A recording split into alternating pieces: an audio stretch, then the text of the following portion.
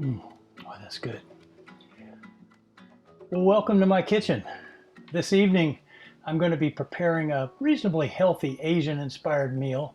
This time it's going to be Japanese eggplant fries with snow peas and Chinese sausage, sticky rice, and something to clear the palate, some fresh mango. I'm also having this mango cocktail here, a mango daiquiri, and if you can make it to the end of the credits, I'm going to show you how to make it. So, bon appetit!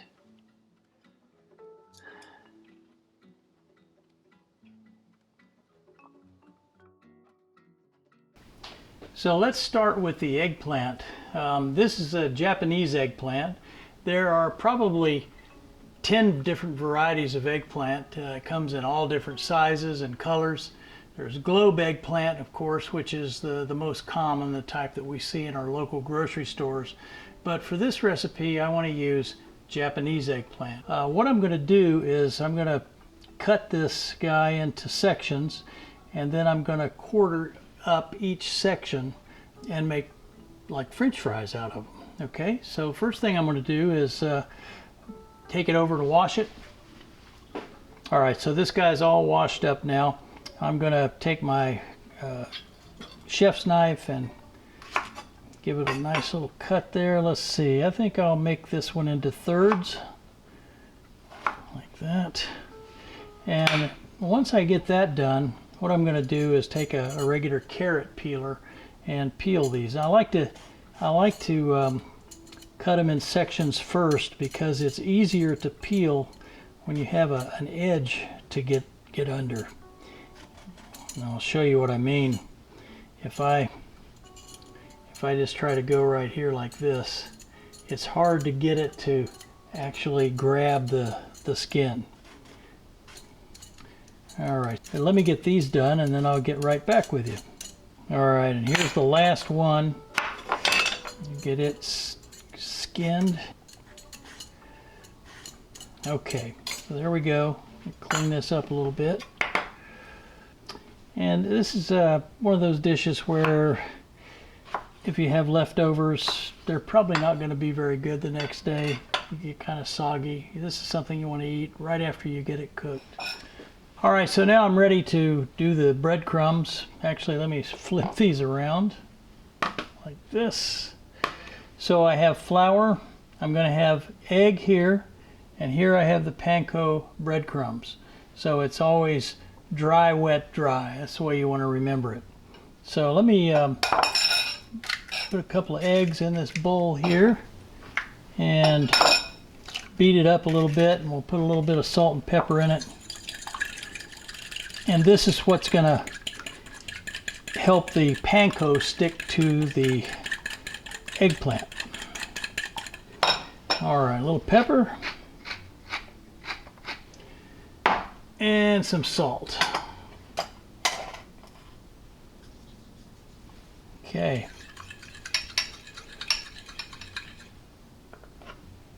If it turns out that I need 3 eggs, well, I can still add to this. If I need more flour, I can add to it. So it's not something that you need, exact proportions on at the beginning.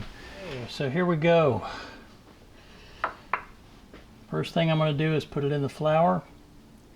Flour is going to help the egg stick to the eggplant. And the egg is going to help the panko stick. So there's one. I'll do several of these for you here, and then we'll cut away and come back. All right, so that's the panko process. So we've cut them up, we've pankoed them. Now we're going to take them over to the cooktop and we're going to fry them. All right, so come on over to the cooktop here, and I want to first of all explain why I'm not using the cooktop that is underneath this induction burner that I have here. For any of you who own one of these white ceramic cooktops, you know why. They're a pain in the neck to clean. Let's get going. We're going to take these beautiful little panko crusted eggplant fries and put them in the oil. Oh yeah. Now I didn't put much oil in here, just enough so that I can turn it a couple of times and get the the fries GBD, golden brown and delicious. Yeah.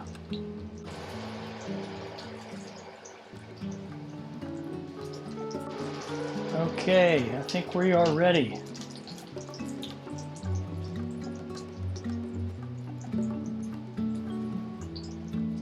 I wanted to hold this up here so that you could see these. And there you have it. Those are our eggplant fries.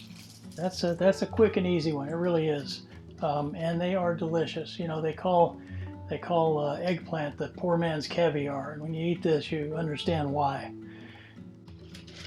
Got a nice little terracotta pot here, and so we'll just stack these guys up in here.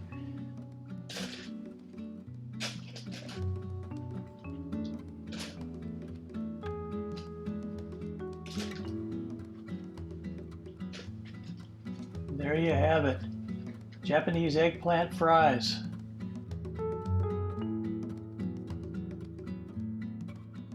It's time to put together the snow peas and the Chinese sausage.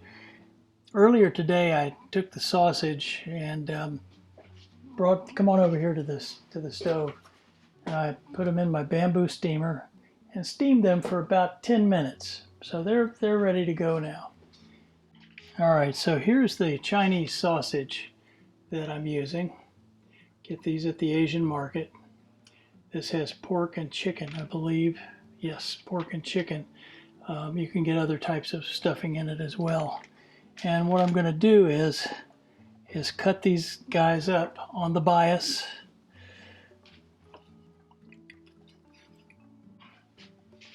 There we go. So they steam for 10 minutes.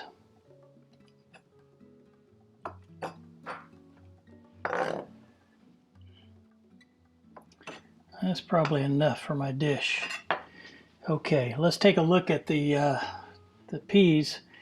They're in these little pods, you can see here, little snow peas. And what you want to do with these before you cook them is to take, there's a little string of fibrous material right here, and you can just kind of, if I can get this so you can see it, kind of grab it and pull that little string out of there. Sometimes it's good to do it from both ends. See that? Okay, I'll do one more.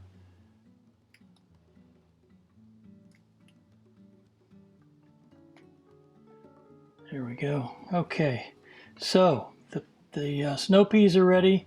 The sausage are ready. Oh, they're so good. All right, the last ingredient. It's a very simple dish. Last ingredient are some green onions, and we only want to use the white part of the green onions. And we don't need a lot. It's probably way too much here. I'm going to cut them rather thin, like that. All right, it's time to cook our snow peas and Chinese sausage. I've set up a different wok over here for that purpose. And this is going to go really quick, so here we go. Okay, now I'm going to put a little bit of avocado oil in.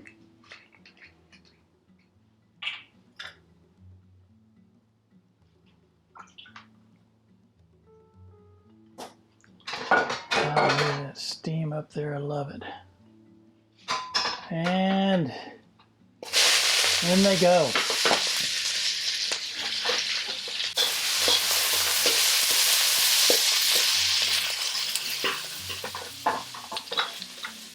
The last thing we want to do here is salt it just a little bit. And cook this up for probably about, I don't know, 2 minutes maybe. Usually what I do is grab one with my fingers and taste it and see if it tastes like it's done. It doesn't take much. You know, they should stay nice and crisp. You don't want to cook them until they're wilted. And I think that's just right.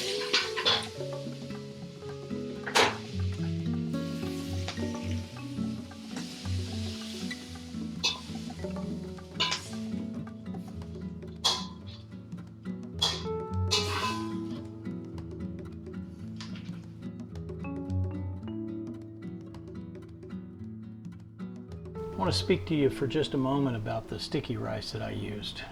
This is what I use for my recipe. It's grown here in the United States in California. It's very good rice. Things you want to look for if you can't find this particular brand are the words, of course, sticky rice or sweet rice or short grain rice. This is the rice that's used in sushi, and it's it appears very glutinous, although it's gluten-free, which I think is interesting. All right, so let me give you just a brief description of how I cook this sticky rice. First of all, I soaked it overnight. You can soak it for about 6 hours is about the minimum that they suggest. Before that, you rinse it, get all the chaff off of it, all of the starch. And then after 6 hours, then you can put it in one of these Thai baskets. This is a Thai sticky rice basket. This is made specifically for sticky rice. And this little urn down here is a steamer specifically for this task. And just put some water in, probably right up to about there, and let it steam for about 30 minutes. Now, what I do is after about 15 minutes, I'll take the lid off, and you need to put a lid on it so all the steam doesn't escape. We want that steam to really get in there and work on that rice. But what I like to do is get in there and stir it up just a little bit. Bring the rice on the bottom up to the top. And after 30 minutes, it's good to go.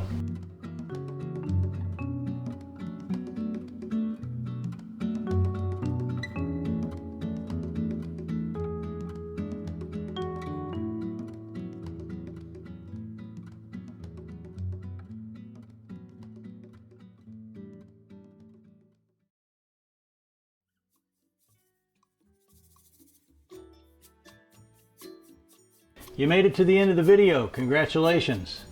I'm going to make a mango daiquiri now. I wanted to have mango with my dinner, so I thought what I would do is take half of this manila mango and save half of it for dinner, and then take the other half and dice it up and make a mango daiquiri. So that's what I'm going to do. I'm going to get started by peeling the mango. So let's get going here. Here we go.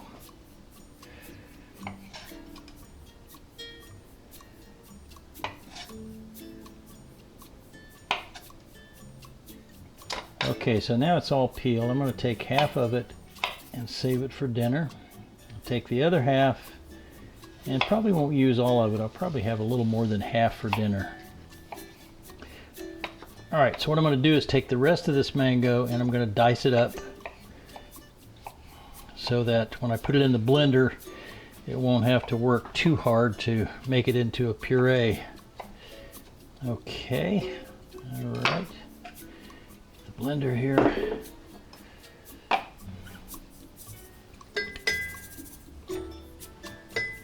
All right. And then I'm going to take about a teaspoon of sugar, super fine sugar, and add that to the blender.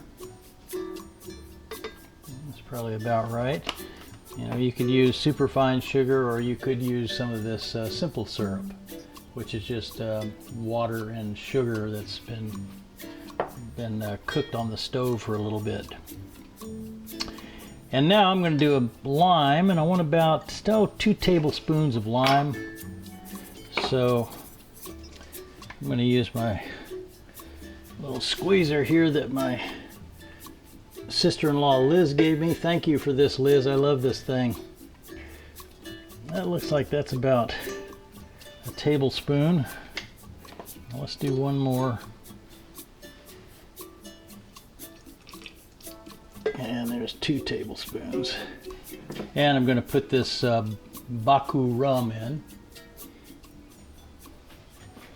Since we're living in such tough times now, it calls for a half a cup of rum. I might put in 3/4 of a cup. Okay, there we go. All right, and now let's put some ice in there, some crushed ice.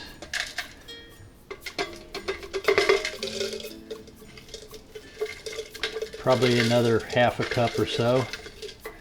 And this should make 2 drinks. Okay, here we go. All right, so let me put this right up here, the star of the show, and let's give it a good blend.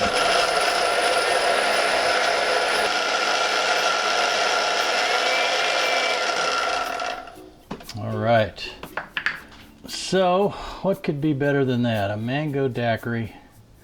Oh yeah, beautiful. Well, I'll tell you what could be better than that. What would be better than that is to have someone here to enjoy this drink with. So since I don't, to you, everyone, salute, happy days. Hope you're all having a great day. Cheers.